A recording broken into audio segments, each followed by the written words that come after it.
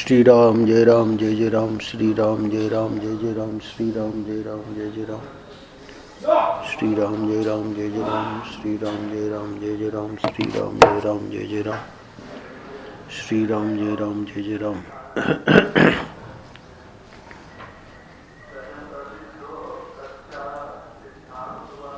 थोड़ा थोड़ा ऐसे मतलब आवाज कम हो जाए और आने वाले को पता लग जाए कि खुला है।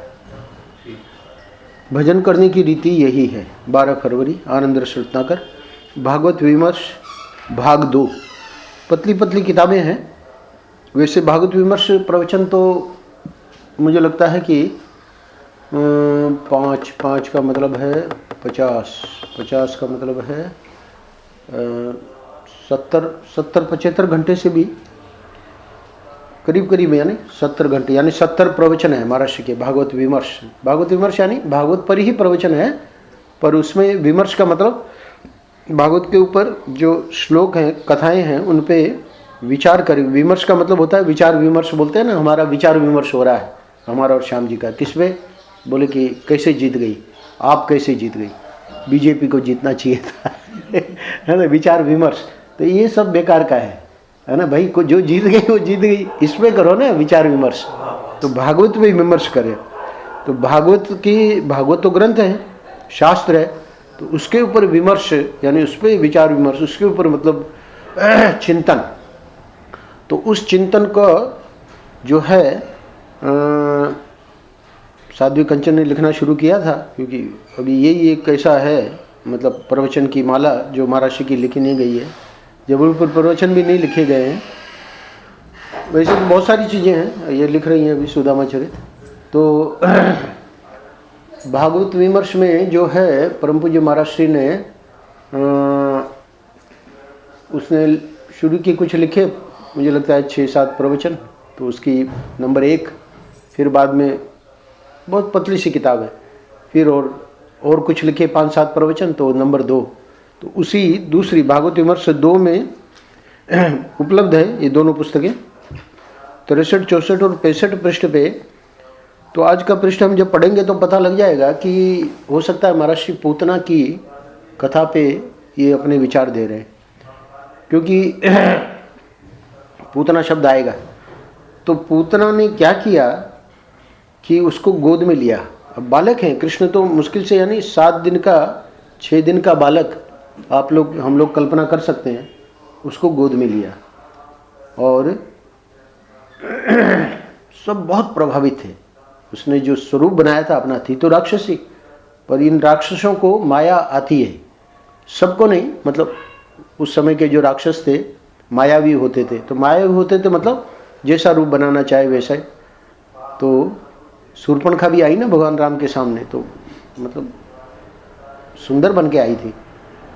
तो बाद में क्या होता है, इनका रूप प्रकट कब होता है, जब ये लोग राक्षस लोग या तो सामने वाला कुछ ऐसी क्रिया करे, तब फिर उनका असली स्वरूप प्रकट हो जाता है। सामने मतलब भगवान, हाँ, तो राम लक्ष्मण थे ना, तो राम ने मना किया, फिर लक्ष्मण के पास गई, लक्ष्मण ने मना किया, फिर राम के पास आई, मतलब एक दूसरे के सामने पास भेजते रहे, है ना। तो एक दूसरे के पास भेजते रहे, तो फिर वो कारण तो सीता ही थी। सीता थी मतलब सीता तो राम जी की पत्नी है, पर वो सीता को डराने के लिए फिर उसने अपना रूप प्रकट किया शूर्पणखा ने, है ना। तो फिर भगवान ने संकेत किया कि इसको ठीक कर दो तो उसका नाक कान काट लिए। तो कहने का मतलब यह है कि पूतना भी आई तो बहुत बन-ठन के, और वहाँ जब प्रवेश करी नंद बाबा के घर में, यशोदा के घर में, तो भगवान तो सब जान रहे हैं, और ये लोग तो बिल्कुल प्रभावित हो गए। बोले कि साक्षात लक्ष्मी आ गई। अब लक्ष्मी आ गई, इस प्रकार का भाव बना लोगों का, तो फिर तो बच्चे को देंगे ही गोद में, है ना।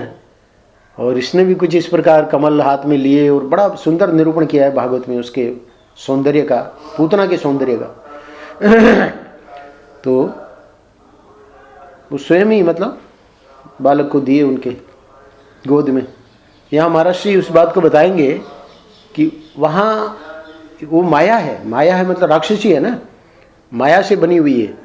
तो माया के गोद में ठाकुर जी चले गए तो अब वो माया जिंदी नहीं रहेगी, उसका अंत हुआ कि नहीं।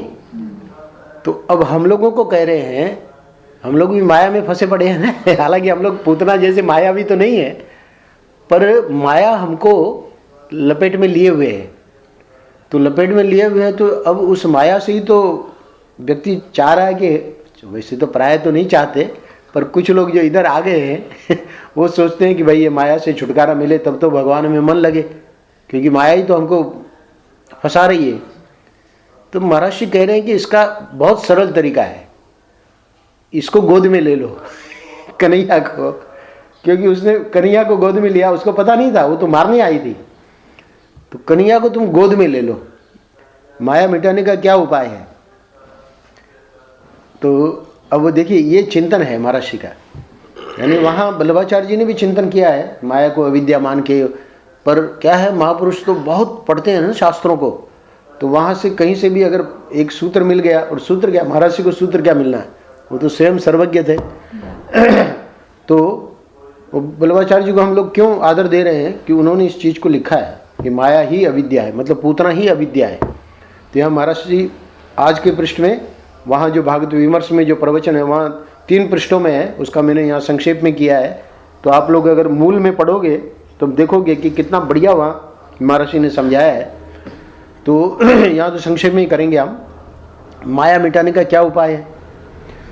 परंतु ये महाराज जी कह रहे हैं कि आप देखो ये भक्ति सिद्धांत का सार है, यानी जो आगे मैं जो बात बताने जा रहा हूँ वो भक्ति सिद्धांत का सार है। क्या कि माया की गोद में आप भगवान को डालो।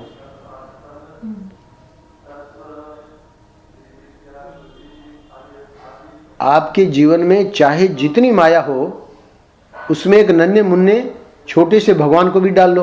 अरे भाई दुनिया भर की माया हम लोगों ने समेट रखी है अपने जीवन में, तो महाराज जी कह रहे हैं अब इसमें क्यों परहेज कर रहे हो, उतना जो कबाड़ा भर रखा है तो इनको भी आने दो, ठाकुर जी को भी, है ना। तो ठाकुर जी तो कबाड़े में नहीं है, वो तो उस दिन आया मंजूषा, हृदय सुंदर मंजूषा है, उसमें क्या आया, बोले कि इतना कबाड़ा भरा है तो ठाकुर जी आएंगे कैसे।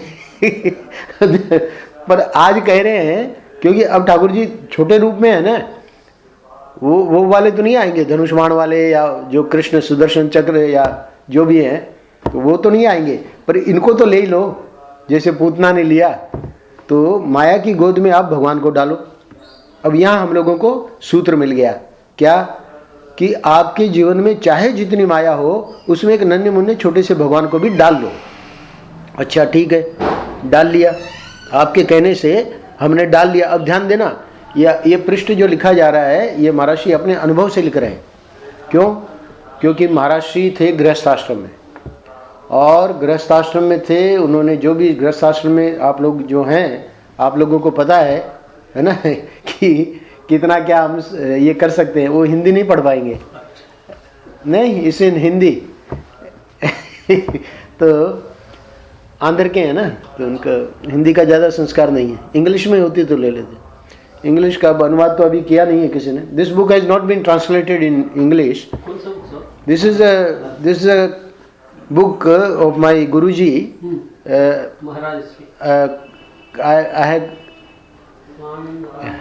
आनंद रस रत्नाकर। तो ये जो है उसमें हमारे गुरुजी के more than about 80 books have been, उसका थोड़ा सार इसमें लिया है। The essence of all the 80 books has been compiled by me in this book. So there are 365 pages. So we do every day. Today 12th February. So we are covering the हाँ। तो अब क्या है कि वो महाराज जी का अनुभव क्या है कि महाराज जी गृहस्थ आश्रम में थे और उन्होंने खुद भी ये देखा करके। क्या करके देखा उन्होंने, यानी वो तो स्वयं भगवान के स्वरूप थे, पर करके देखा का मतलब जब उनकी साधना हुई, और उस साधना का आप सब लोग जानते हैं कि धीरे धीरे धीरे धीरे और बढ़ा और बढ़ा और बढ़ा, और प्रेम बढ़ा और प्रेम बढ़ा। चलो इसका ये भी कर लें, भगवान के दर्शन के लिए 6 महीने का ये मतलब पुरस्चरण कर लें, तो ये सब बहुत बड़ी बातें होती हैं, कर नहीं पाते हम लोग। आधा घंटा 1 घंटा अगर बैठ के भजन करने के लिए कहें, नींद आ रही है, मन कहीं जा रहा है ना, दुनिया भर के बवाल उसी समय में। बाकी तो सब समय में एकदम मन बहुत फ्रेश रहता है, पर जब उसको बोलो कि भजन करने बैठो, ध्यान करने बैठो, तो उसी में सब गड़बड़ होती है। तो वहाँ 8-8, 9-9 घंटे जब कर रहे हैं, 6 महीना, फिर 6 महीना, फिर 6 महीना, फिर चौथी बार 6 महीना, फिर लगा कि अब मेरे से ज़्यादा नहीं होगा, तब जाके भगवान का साक्षात्कार हुआ। तो मैं कहना क्या चाह रहा हूँ, महाराज का ये अनुभव है कि भगवान को हमने तो छोटे रूप में लिया शुरू में तो ऐसा नहीं था कि हम ये करेंगे। भाई महाराज की बात छोड़ो, हम भी जब आए तो इंग्लैंड से लौट के आए तो बस यही अपना सेवा करेंगे और अपना सत्संग करते थे। ये थोड़ी पता था कि संन्यास लेंगे या। तो यहाँ महाराज जी कह रहे हैं कि आपके जीवन में चाहे जितनी माया हो, आप लोग भी अपना जीवन देखो। तो क्या हुआ कि साईं से जुड़े, महाराज जी से जुड़े, तो मानो कि उसमें एक नन्हे मुन्ने छोटे से भगवान को उन्होंने ही डाल दिया। हम तो क्या डाल पाते, पर हमारे सदगुरु ने ही उसको हमारे जीवन में डाल दिया। तो अब महाराज जी कह रहे हैं कि ये महाराज मतलब ये जो आपने ले लिया ना गोद में, ये छुगनी छूकर पहुंचा पकड़ने वाला है ना। तो क्या ये महाराज समझ में नहीं आया, छुगनी छूकर पहुंचा पकड़ने वाला क्या मतलब? तो बोले ये व्रज की कहावत है, छुई तो उंगली, छुगनी कहते हैं उंगली को, कि बेटा चलो मेरी उंगली पकड़ ले। तो उंगली पकड़ी उसने। अब उंगली पकड़ी, लेकिन देखा कि उंगली छूने का कोई विरोध नहीं है ना। अच्छा, उसने पकड़ी, हमने भी नहीं पकड़ी, हम तो ऐसे चल रहे थे और उसने उंगली पकड़ ली, तो हम झटक देते, अरे क्या को हमारी उंगली पकड़ रहा है। पर उन्हें देखा जब प्यारा सा बच्चा है, उंगली पकड़ रहा है, कोई बात नहीं, प्यारा बच्चा है। तो क्या देखते हैं ठाकुर जी, बोले उंगली छूने का कोई विरोध नहीं है। भाई दूसरा झटक देता, हमारी उंगली पकड़ने क्या मतलब दे, कौन है तेरी माँ, कौन है, कहाँ है यहाँ करके उसको, भाई हमारी उंगली क्यों पकड़ रहा है तू? तो ठाकुर जी ने देखा कि देखो हमने इसकी उंगली पकड़ी और ये कोई विरोध नहीं कर रहा है, तो पहुंचा अर्थात हाथ ही पकड़ लिया। ये मतलब ठाकुर जी की विशेषता है। अब महाराज श्री या कोई भी हम लोग यहाँ बैठे हैं, तो हम लोगों ने तो नहीं सोचा था। अब वो आंध्र से आए तो कह रहे हैं कि हम तो 7 दिन के लिए आए थे, पर अब वो फंस गए अब उनको समझ में नहीं आते कि हम कैसे जाए है ना। तो ये ठाकुर जी की विशेषता है। तो इसीलिए हम कह रहे थे उसको, नंद किशोर को, कि अभी स्पेन गया नहीं ना, अब तेरे को भारी पड़ेगा, क्योंकि स्पेन चला जाता तब तो फिर छूट जाता पर अब इनके शिकंजे में आ गया ना। तो अब ये कोटा तक थी, तब तक मतलब कोई ऐसा डर नहीं था, है ना अब इसको वृंदावन में 2-2 घर दे दिए। अब ये यहाँ फंस गई अब वो निकलना भी चाहे तो कैसे निकलूं, है ना। अब देखिए मोनू आया, इतना रहा, कोटा गया ही नहीं यहीं सो जा क्या श्याम जी क्या कह रहे हैं? रोज बोलते हैं हमारे घर रोज रह जा, सो जा। नहीं, मैं अपने घर नहीं, वो तो वहाँ देखिए ना, लाला जो है वहाँ सोया है ना। तो ये ऐसे थोड़ी ही होता है। आप लोग तो जो है वो तो ठीक है, आप लोगों का प्रेम, पर लाला का प्रेम तो अलग है ना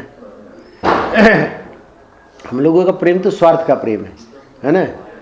मनोहरी जब तक हमारे अनुकूल है तब तक कहेंगे यहाँ सो जा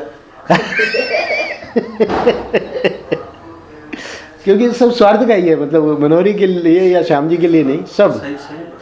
सुर नर मुनि सबकी यह रीति, स्वार्थ लाग करे सब प्रीति। यानी तुलसीदास जी ने तो किसी को नहीं छोड़ा। सुर यानी देवता लोग, सुर नर है, हम लोग तो ही हैं, मुनि लोग भी, सुर नर मुनि सबकी यह रीति, स्वार्थ लाग करे सब प्रीति। स्वार्थ इसलिए सब प्रीति कर रहे हैं, तो ठीक है, वो तो असली प्रेम तो लाला से ही होना चाहिए। तो ये क्या है, लाला की विशेषता बता रहे महाराज श्री कि वो छिगनी छूकर पहुंचा पकड़ने वाला है ना। ये व्रज की कहावत है, छुई तो उंगली, लेकिन देखा कि उंगली छूने का कोई विरोध नहीं है। यहाँ ध्यान देना महाराज श्री की बात पे यानी जब ठाकुर जी को पता लगता है, अब कमल अपना आने लगा तो ठीक है, वो आने क्या लगा, मतलब लाने वाले तो वही हैं, पर देख लिया कि इसका कोई विरोध नहीं है, आ रहा है बड़े प्रेम से बुधवार गुरुवार। अब उसको क्या पता था कि अब ऐसे चक्कर में फंस जाएंगे कि मतलब अपना वोटिंग के लिए भी नहीं जा पाएंगे। बड़ा मुश्किल से आया, बुधवार को ही लौटा वापस, है ना। तो पूछा हमको आचार्य जी ने कि भाई आज ही आया, आज क्यों जा रहा है? हमने कहा भाई अभी इलेक्शन है। तो ठाकुर जी पकड़ते हैं ना। तो खैर ये उनकी विशेषता है कि थोड़ा जो अपनी अंदर की जो वासना है उसके लिए समय भी दे देते हैं कि देख लो अब कांग्रेस को मिलने वाला तो है नहीं कुछ। एक भी सीट नहीं मिलने वाले, हद होगी, यानी जीरो आएगा ये तो। बल्कि अब ये बीजेपी की अगर हालत हो जाती तो कितना नाक कट जाती। कम से कम 3 सीट मिलने से नाक बच गई। It's a big jolt, so it is a big jolt for the party. They expected more than 30. तो इसलिए वो ठाकुर जी ने कहा चलो कोई बात नहीं, कमल की इच्छा है चले जाए, पर बाकी कुछ मिलने वाला नहीं है। ये भी कल बहुत बढ़िया वाक्य बोल गया।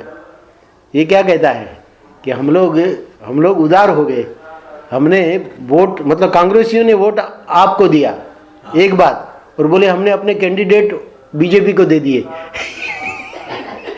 वोट आपको दिया, बीजेपी को कैंडिडेट दे दिए, और कांग्रेस जो है बोले दानवीर।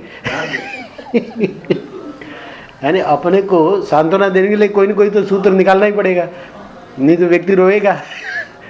वो भाई अरमान प्रसाद जी ने उधर वो आया ना तूफान, तो अपनी सभी दुकानें खोल दी ना चावल की। बोले भाई सब कब तक दान करोगे? बोले जब तक मैं इनकी लाइन में नहीं खड़ा हो जाऊं तब तक दान।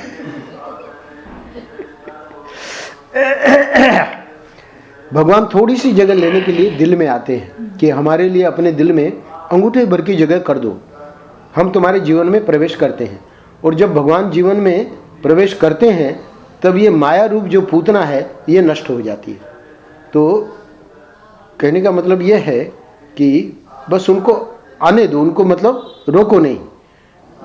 उनकी जो भी कृपा आ रही है उस कृपा को प्रवेश करने दो, और फिर हम देखेंगे कि अब जो हम सोच रहे थे कि ये है वो है ना, दुनिया भर की मतलब जो तकलीफ़ें और समस्याएं और जो भी हमारी लिस्ट है वो माया है, वो माया का स्वरूप है। तो महर्षि कह रहे हैं माया रूप जो पूतना है वो नष्ट हो जाती है। तो नष्ट करने का यही तरीका है कि उनको आने दो, ठाकुर जी को आने दो। तुम झूठ मूठ कल्पना ही कर लो कि भगवान हमारे हृदय में आ गए। बोले महाराज अब जैसे मानो कि किसी ने पूछा कि आप कह रहे हो ठाकुर जी को आने दो, ठाकुर जी दिल में आ जाए, है ना, अंगूठे भर की जगह कर दो, तो कोई ऐसे आते हैं क्या वो? तो बोले देखो आते तो हैं पर अभी तुमको ये बात समझ में नहीं आएगी, तो इसलिए अभी तो शुरू में झूठ मूठी कल्पना कर लो कि भगवान हमारे हृदय में आ गए। ये तो कर ही सकते हो ना। अरे नारायण, भगवान की कल्पना में ही वह सामर्थ्य है कि माया की कल्पना नष्ट भ्रष्ट हो जाती है। अब ये प्रश्न उठा कि भाई झूठ मूठ की कल्पना से फायदा क्या है, कुछ होना तो है नहीं, भगवान सच्ची के आएंगे तभी तो कुछ होगा। तो महर्षि कह रहे कि ये तुम गलती कर रहे हो। क्यों? महर्षि का अगला वाक्य देखिए, अरे नारायण, भगवान की कल्पना में ही वह सामर्थ्य है कि माया की कल्पना नष्ट भ्रष्ट हो जाती है। तो यानी माया भी सच्ची थोड़ी है, माया की भी तो कल्पना है। तो अगर भगवान तो फिर भी सच्चे हैं, तो बोले कि सच्चे भगवान का तो हमको दर्शन होता नहीं है और नहीं हमको समझ में आता है कि वो क्या करते हैं क्या नहीं करते हैं। बोले चलो छोड़ो, है ना, वो जिनको दर्शन होता है उनको होने दो, तुम अभी झूठ मूठ की कल्पना कर लो। तो वो तुरंत प्रश्न उठा कि झूठ मूठ की कल्पना से फायदा क्या है? तो बोले माया भी तो झूठी मूठी है। तो ये माया की जो झूठ मूठ की कल्पना है वो तो भगवान की कल्पना में ही वो सामर्थ्य है कि ये नष्ट भ्रष्ट हो जाएगी। यानी असली भगवान अगर अवतरित हो गए तो फिर तो हम जो बैठे हैं यहाँ हम ही लोग महर्षि बन जाएंगे ना। असली तो चीज़ वो है, तो उसका तो वो कोई हमारे हाथ में तो है नहीं, वो तो वहाँ से बन के आते हैं, ब्रह्मा जी भेजते हैं ऐसे लोगों को। तो वो थोड़ी है कि भाई हम बन जाएंगे महर्षि।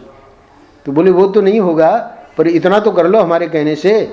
बोले इतना चलो मान लेते हैं। बोलिए क्या करें? बोले झूठ मूठ की कल्पना कर लो। तो वही प्रश्न उठा कि भाई झूठ मूठ की कल्पना से फायदा नहीं है। बोले कि हम तुमको गारंटी देते हैं कि ये माया की कल्पना नष्ट भ्रष्ट हो जाएगी। तो ये जब यानी संत जब आते हैं, संतों को नित्य अवतार कहा है। राम कृष्ण, कृष्ण कृष्ण का पढ़ते ही है भागवत में, गोपियाँ कैसी दीवानी थी गोपियाँ कृष्ण के प्रति। आप लोग कल्पना कर सकते हैं, हम लोग कल्पना कर सकते हैं इसकी। तो वो तो है कि भाई वो अवतार के समय ठाकुर जी स्वयं आते हैं, पर हम लोगों का प्रश्न ये है कि हम क्या करें। गोपियों का पढ़ के या सुन के तो हमारा कल्याण नहीं होगा। तब शास्त्र बताते हैं कि ये संत हैं, ये नित्य अवतार हैं। तुम तो कृष्ण की, राम की बात या जो भी नरसिंह आदि जो अवतार हुए हैं उनकी बात करते हो ना। नित्य अवतार शास्त्र ने बता रखा है कि संत हैं। तो इसलिए अब क्या करेंगे हम कि संत ही बता रहे हैं ना, क्या बात बता रहे हैं कि झूठ मूठ कल्पना ही कर लो। तो ये जब संत बता रहे हैं तो वो हमको जब करेंगे तब इसका अनुभव होगा कि माया की कल्पना नष्ट भ्रष्ट हो जाती है। आपकी मोह ममता जिससे हो, लोभ जिसका हो, उसके साथ भगवान को जोड़ो, दोहरी याद करो। श्याम जी, ऐसा है कि ये दोहरी याद करो का मतलब क्या है कि एक तो संसार है हमारे सामने और एक है ये ठाकुर जी। तो दोहरी याद करो का मतलब ये है कि एक बार कलकत्ता याद आए, महर्षि का वाक्य बोल रहा हूँ, तो फिर उसको लो, कृष्ण को लो, है ना। फिर लखनऊ याद आया, फिर कृष्ण को लो, फिर सोलापुर याद आया, फिर कृष्ण को लो। तो ये क्या हो रहा है कि कृष्ण का वोट ज़्यादा पड़ रहा है। ये समझ लो आप पार्टी है ये कृष्ण, है ना। क्यों? क्योंकि इधर लखनऊ में एक गया, कांग्रेस को एक गया, बीएसपी को एक गया, बीजेपी को एक गया, पर इनको देखिए 3 पड़ गया आपको, है ना। तो ये दोहरी, इसको कहते हैं दोहरी याद करो। दोहरी याद करो मतलब प्रत्येक बाहर के संसार की याद के बाद इसको इधर वोट डालो, है ना। ये महर्षि या वहाँ बोले होंगे, पर यहाँ मैंने संक्षेप में लिया है। तो अरे नारायण, भगवान की कल्पना में ही वह सामर्थ्य है कि माया की कल्पना नष्ट भ्रष्ट हो जाती है। बोले कैसे नष्ट भ्रष्ट होगी? ऐसे नहीं होगी कि आप बस उसको याद करते रहो माया को। आपकी मोह ममता जिससे हो, ध्यान दीजिएगा, लोभ जिसका हो, उसके साथ भगवान को जोड़ो। तो उसके साथ भगवान तो जुड़ेंगे नहीं, मतलब तुम्हारी वृत्ति जब वहां जाती है तो दूरी याद करो। तो दूरी याद करो मतलब उधर गई वृत्ति, फिर इसको याद करो। तो धीरे धीरे क्या होगा कि संसार हार जाएगा और भगवान जीत जाएंगे। वोटिंग काउंटिंग होगी जब 10 तारीख को, तब पता लगेगा रिजल्ट से, है ना। तो 10 तारीख को मतलब यहाँ कौन सी 10 तारीख है? यानी काउंटिंग जो होगी वो काउंटिंग कब होगी? जब हमारी साधना, यानी हमने जो साधना की तो उसका हमको हर दिन उसका हिसाब करना चाहिए। तो जैसे आज 12 तारीख है, तो आज 12 तारीख को दूरी याद करी तो रिजल्ट, आज का रिजल्ट पता लगेगा कि भगवान जीत गए और ये हार गया। कैसे? कि आज के दिन में बहुत सारी ऐसी बातें आई जिससे हम पहले डिस्टर्ब हो जाते थे, पर आज हम जीत गए और वो हार गए। वो जो माया है ना, वो हार गई। तो मोह ममता लोभ, है ना, इनको वोट कम पड़ा ना। अभी तो वोट धड़ाधड़ पड़ रहा है इनको, है ना। तो ये जीत रहे हैं, पर महर्षि ने सूत्र बता दिया कि दोहरी याद करो। तो दोहरी याद करो तो मतलब दानी बनो कांग्रेस के जैसे, है ना।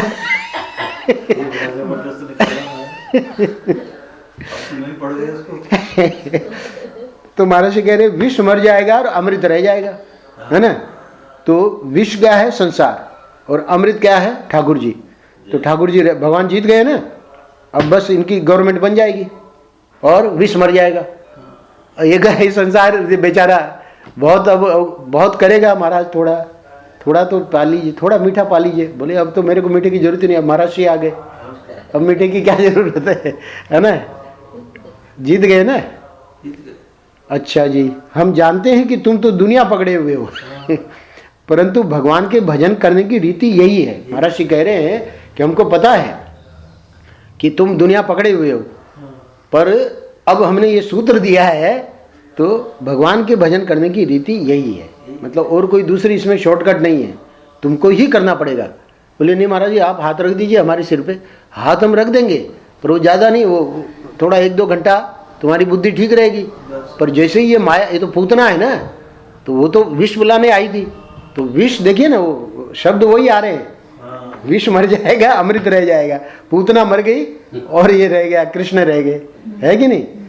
तो हम, अच्छा, अब हम लोगों की स्थिति जान रहे हैं महाराज, इसलिए कह रहे हैं कि हम जानते हैं कि तुम तो दुनिया पकड़े हुए हो, है ना, परंतु भगवान के भजन करने की रीति यही है कि इन अपनी गोद में भगवान को डाल लो और बस ये काम हो जाएगा।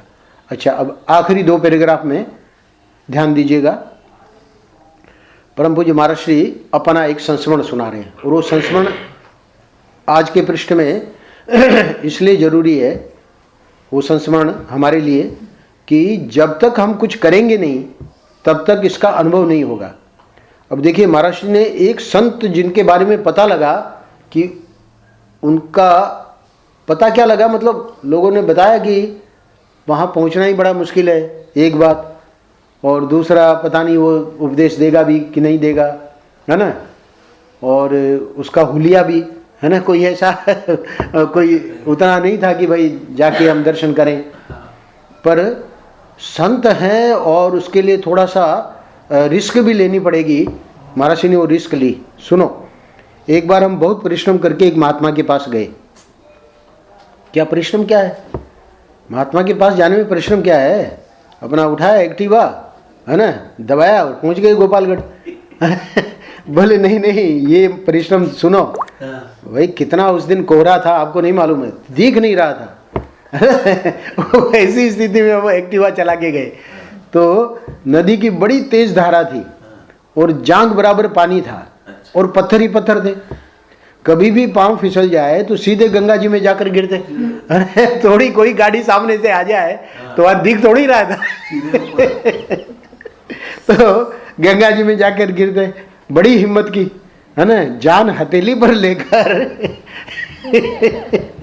नदी पार की और महात्मा के पास पहुंचा। वो हम किस लिए सुना रहे हैं कि ये बैठे हैं ना, ये कभी कभी रचना को जान हथेली में लेके आते हैं वहां गोपालगढ़। आप होते हैं ना साथ।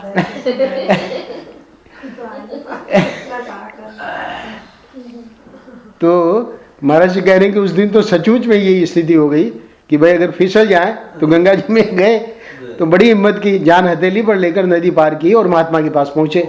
अच्छा, अब सुनो, अब वो भाई पहुंचे होंगे तो अब तो बड़ा अच्छा लगा होगा। बोले नहीं, बड़े ही भयंकर थे वे। शब्द प्रयोग किया है महात्मा के लिए, बड़े ही भयंकर थे वे। बोले उसमें महात्मा में भयंकर क्या देखा आपने? बोले लाल लाल आंखें, है ना, बड़ी बड़ी लाल लाल आंखें निकली हुई, है ना, और काले कलूटे और लंबे तड़ंगे। चलो भाई कोई बात नहीं, हमने तो उनके बारे में सुना था, किया, दर्शन किया, तो अब उनकी कृपा हुई। तो देखिए क्या बोलते हैं वो महाराज जी को जो वाक्य बोले हैं, महाराज जी कहते हैं कि वो हमको जिंदगी भर नहीं भूला। क्या बोले? वे बोले कि देखो, हाथ में धूल रखोगे तो उसमें मक्खन कैसे आवेगा? पहले हाथ साफ कर लो, तब उसमें मक्खन लो, तब देखो उसका मजा आता है। तो महाराज जी देखिए, अभी हम जो पढ़े ना, अभी तक 3 पृष्ठ है, उसमें महाराज जी क्या बोले कि हम जानते हैं कि तुम तो दुनिया पकड़े हुए हो। तो महाराज जी कह रहे हैं कि कोई बात नहीं, दुनिया पकड़े हुए, फिर भी अगर ये रीति जो मैं बता रहा हूँ दूहरी याद करो, है ना, तो भगवान के भजन करने की रीति यही है। तो वो हम कुछ भी नहीं करेंगे तो काम नहीं बनेगा। तो यहाँ वो महात्मा कह रहे हैं कि हाथ में धूल रखोगे तो उसमें मक्खन कैसे आवेगा? यानी तुम तो आए हो मेरे पास। हालांकि महाराज जी के लिए वो नहीं कह रहा है, हम लोगों के लिए कह रहा है।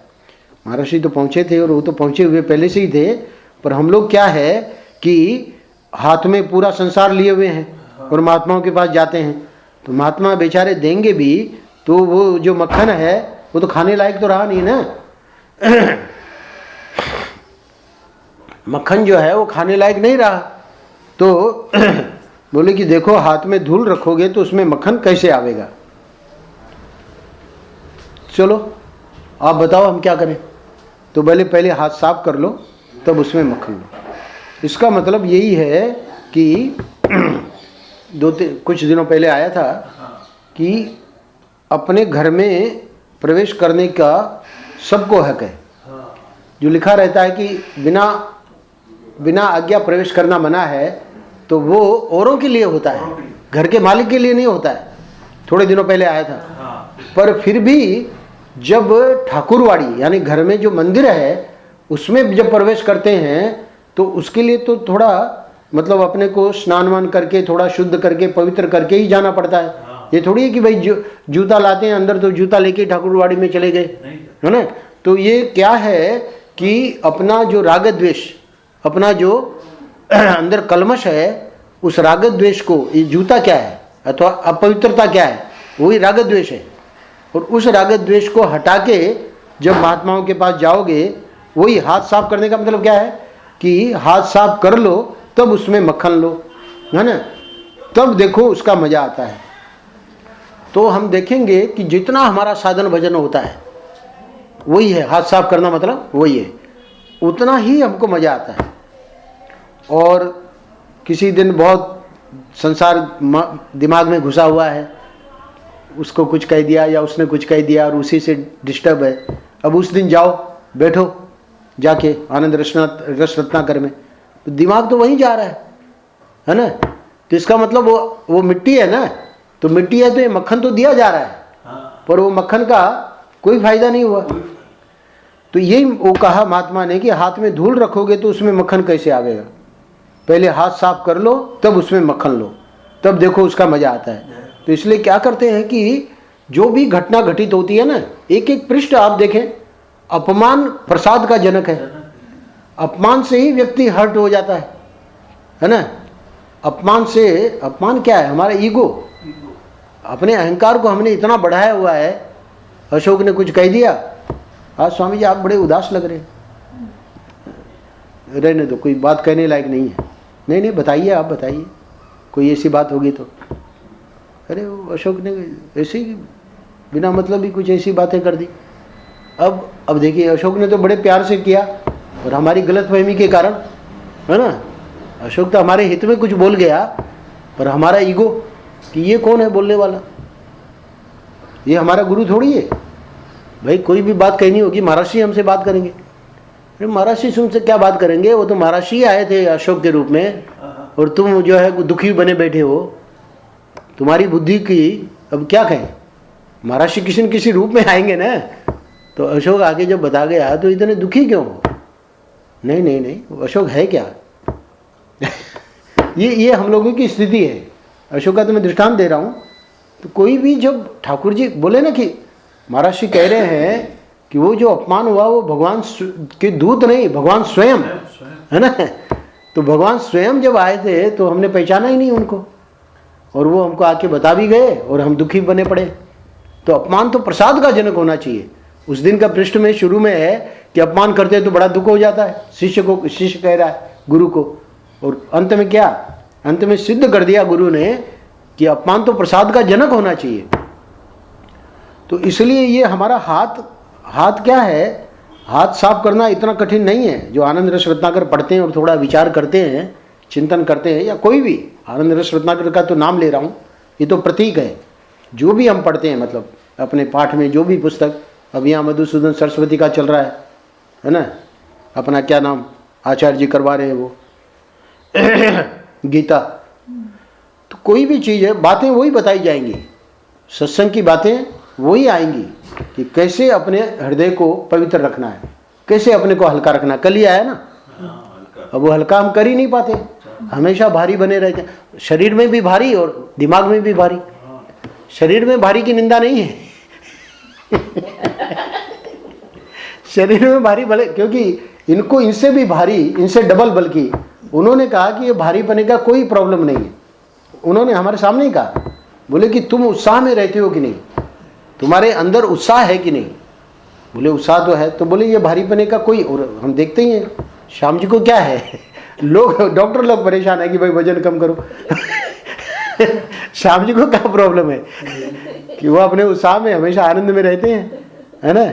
घुटने दर्द करे क्या है अब वो घुटने दर्द करने का कारण ही वही है कि वजन बढ़ गया है। अब कितनी दवा खाओ जब तक वजन कम नहीं होगा बड़ा विचित्र है। बोले दवा दे दो हमको, पर वजन कम नहीं करना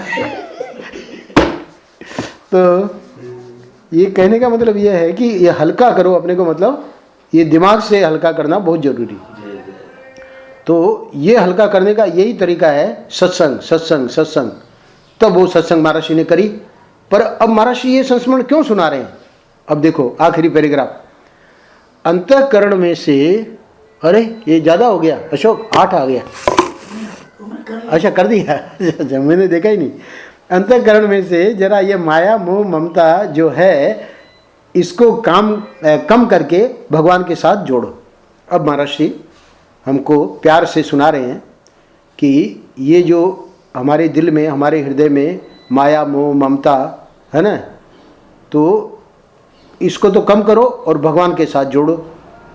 बस इतनी बात किन्होंने, उन्होंने बताई, महात्मा ने। महात्मा का यहाँ पर पूरा हो गया है, वहाँ से शुरू हुआ। हाथ में धूल रखोगे तो उसमें मक्खन कैसे आवेगा? पहले हाथ साफ कर लो, तब उसमें मक्खन लो, तब देखो उसका मजा आता है। अंतःकरण में से जरा ये माया मोह ममता जो है इसको कम करके भगवान के साथ जोड़ो। इतनी बात उन्होंने बताई, कोई ज़्यादा लंबी चौड़ी बात। हालांकि हम तो बहुत रिस्क लेके गए थे, पर और ज़्यादा सुनाया ही नहीं। पर महाराज जी कह रहे हैं कि वो भयंकर संध्या जब याद आती है तो वह उपदेश याद आ जाता है, लेकिन बड़ी तकलीफ सहकर हमको ये मिला। यानी हम लोग भी तो उपदेश सुन रहे हैं, पर वो जो है कैसे सुन रहे हैं उसको आगे समझा रहे हैं महाराज जी। हम लोग कैसे सुनते हैं? हम लोग तो देखो आपके बीच आते हैं, मतलब महाराज जी वहाँ बम्बई में जाते थे तो महाराज जी अपने बारे में कह रहे हैं कि देखो आप लोगों के बीच हम आते हैं, पर्चा छपवाते हैं, लाउड स्पीकर लगवाते हैं, और आपको, आप जब आते हो तो एक बात नहीं 10 बात सुनाते हैं, पर आपको ये बातें याद नहीं रहेंगी। क्यों महाराज जी? यदि आप थोड़ा सा इसके लिए तपस्या करते, तप करते, और तत्पश्चात यदि यह बात आपको मिलती तो मालूम पड़ता कि इसमें कितना महत्व है। ये भयंकर वो जो है संध्या हमको क्यों याद आती है? क्योंकि उसके लिए जो हमने रिस्क ली, वो जो पहुँचे हम, तो वो अभी तक हमको याद है। और आपको तो हम इतनी बातें सुनाते हैं, आपको मतलब हम लोगों को महाराज श्री इतनी बातें सुनाते हैं, पर वो आपको बातें याद नहीं रहेंगी।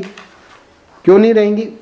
याद नहीं रहेंगी मतलब फिर महाराज श्री ने उसको जीवन में उतारा भी तो सही है ना। उतार लो तो हो गई, अपनी बात हो गई। हरिओम तत्सत, हरिओम तत्सत, हरिओम तत्सत।